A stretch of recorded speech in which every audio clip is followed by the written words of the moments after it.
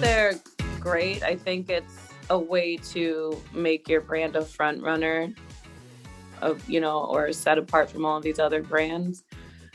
I also sometimes wonder, like, do these brands feel like they don't have anything special, like flavor profile wise, so they have to like push the popularity of it? It's like, if it's just going to end up making this bottle be a few dollars more a bottle because they have to pay, this A-list celebrity to be behind it, then what are we doing here? And I don't think that's a good, recipe for success. Because I don't feel like they made the gin or the drink or the alcohol. They contacted a company and then they say, hey, I want to do this, and then the company already had a product. Then they put their face on it and try to market it. I just feel like it's a trend that when you don't have anything to do and have a lot of money, you can buy your own alcohol. None of these are available in India, and there aren't any Indian celebrities that have their alcohol brands. But everyone talks about it. Everyone wants to try it. I mean, I know today currently Terramana is everyone knows what Terramana is, and they all want to get a bottle. But again, this is people need to travel, or they know someone that's traveling that'll get a bottle back for them. So look, I'm guilty. I've bought it out of curiosity, but I wouldn't buy it again. Do you know what I mean? So I think the popularity piece, it's there. It makes sense. When you've got a celebrity, i.e. Kendall Jenner, with however many hundreds of millions of followers she's got on Instagram, 50% of them are going to buy it. You know what I mean? But I can't guarantee they would buy it again. The longevity would be, at some point it's going to be based on the liquid itself, But I think like Casamigos, I think made it, but I think the George Clooney aspect might have, helped get, it into people's hands, but the liquid is what got people to order another one. If I'm convinced from the quality and if I'm convinced by this celebrity, for example, well, as I said, this Hey Club stuff from David Beckham, we first were laughing about it, but then we tasted it and it was fantastic.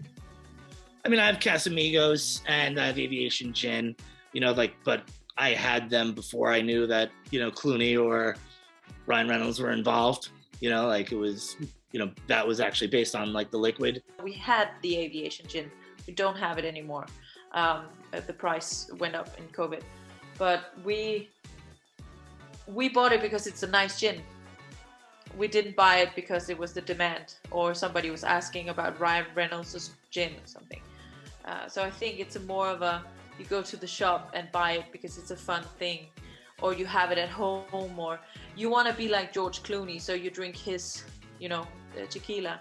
So I think it's not an on-premise drink. I don't know the price point of most of these, but I would guess it would become like a gift. The kind of bottle that you would give to someone at Lunar New Year or at Christmas or on their birthday, because it would have a sense of premiumness, and if you knew that this person liked the owner of that spirit, then I think it could work. Depending on their marketing approaches for it, I think Dwayne "The Rock" Johnson's marketing approach and the way that he speaks about his brand and how passionate he is about it, I think that's been taken very seriously. However, if you look more into, I'm just trying to think of that. Let's use Drake's whiskey, for example. I think that's a bit more of a celebrity sell versus an actual brand as such. Drake's definitely leaning on the fact that he's Drake versus the fact that he's producing a whiskey. The celebrity needs to be big enough where I feel it kind of caters to everyone. If the celebrity is going to be a little niche where it's only very specific fans, then obviously I don't think it'll work on a far more broader level. But obviously someone like Rock or George Clooney, anyone in the world knows who these people are, so obviously everyone's going to want to try the product at least once, if not, and then take a call whether they like it or not.